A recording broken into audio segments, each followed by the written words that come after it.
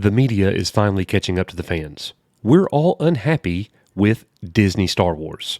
Not Star Wars, Disney Star Wars. Yeah, there I said it. Just a few days ago, we covered the expose by Fortune when they absolutely obliterated Star Wars, Lucasfilm, Disney, all of them. They put them in a nice little package and they obliterated it. Well, that mission continues today. There's an article that just came out over at Inverse, written by Days Johnston, and the article continues the slaughter. Let's get into it.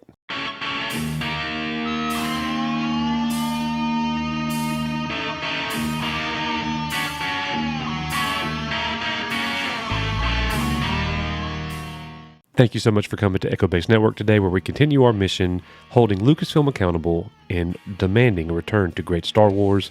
Please hit that subscribe button if you haven't already, and let's get into this article and see what they say. So here we go, hot off the press. Star Wars movie delays reveal a frustrating truth about Disney's plans. If you're not sick of the Force yet, you might be soon. We're pretty sick of it, but hey, this is a Star Wars channel. What are you going to do? Good things come to those who wait, but if you're a Star Wars fan, you don't have much of a choice. The franchise has always spaced out its projects and would often pause in between theatrical projects for years and sometimes decades. Now there are 3 Star Wars movies on the slate. James Mangold's movie about the beginnings of the Jedi, Charmin Obaid-Chinoy's movie about Rey as she rebuilds the Jedi Order, and Dave Filoni's movie that will serve as the culmination of the Mandoverse. Unfortunately, we'll have to wait longer than first thought for these movies, and we may be a little underwhelmed when they finally arrive. You think? You think we'll be a little underwhelmed?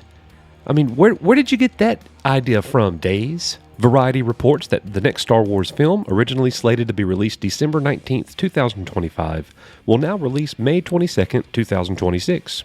Interestingly, this change was accompanied by a new project being added to the same year, December 18th, 2026. A third movie is slated for December 17th, 2027. We don't know which date is assigned to which movie, but we can assume they're for the only 3 Star Wars movies we currently know about. Yeah, we know about them, but the likelihood of all 3 of them happening, very, very low, very slim. Do you want to bet on that? Give me a comment and let me know. Delays are understandable and can even help build hype. But if these dates stay as they are, then the next era of Star Wars movies will arrive at a breakneck pace. Even when the sequel trilogy was premiering, there was a 2-year break between movies. 2 movies in 2026 and 1 in 2027 is unheard of, but don't start making plans just yet. Disney's schedule is always in flux, especially for big franchises like Marvel and Star Wars, and especially during tumultuous times like the current writer's strike. But if these movies are subject to change, is there a firm plan for the future of the Star Wars universe? This is a franchise where the release date for the high-profile series Andor was delayed the very same month it was scheduled. The Mandalorian Season 3 was also delayed dangerously close to release. Will these movies have the same fate? Mandalorian Season 3, they should have just canceled it indefinitely before it even premiered. It was a bad season, guys. Maybe these movies will eventually be spaced out to decrease the chance of Star Wars fatigue. There's no such thing as Star Wars fatigue. None. There's Disney Star Wars fatigue. We're all sick and tired of that crap. George Lucas Star Wars, give us as much of that as you want to. But what Disney gives us, yeah, we're all very tired of that. And it doesn't matter how much you space turds out. They're all turds. You understand?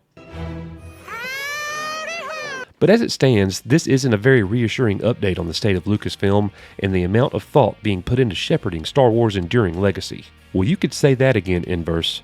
They haven't put any thought in shepherding the enduring legacy of the biggest movie franchise, the most popular movie franchise in the world.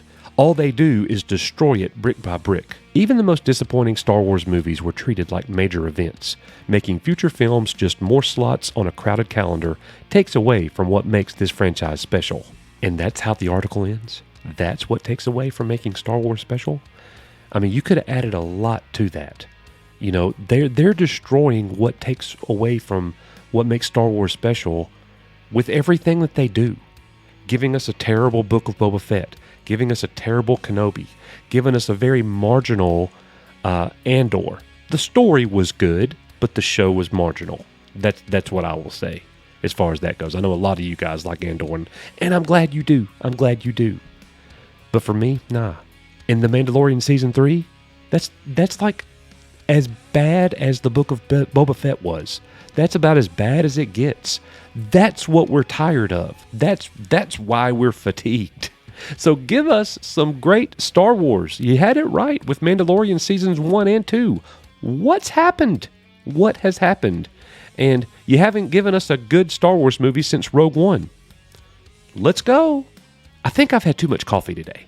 Thank you so much, guys, for coming here to Echo Base Network, where we will continue to roll out these Star Wars videos with you guys. Let me know in the comments what you think. Do you disagree with anything that I said? Do you think that this article could have said more? I certainly do. I do like how the media is starting to wake up, though.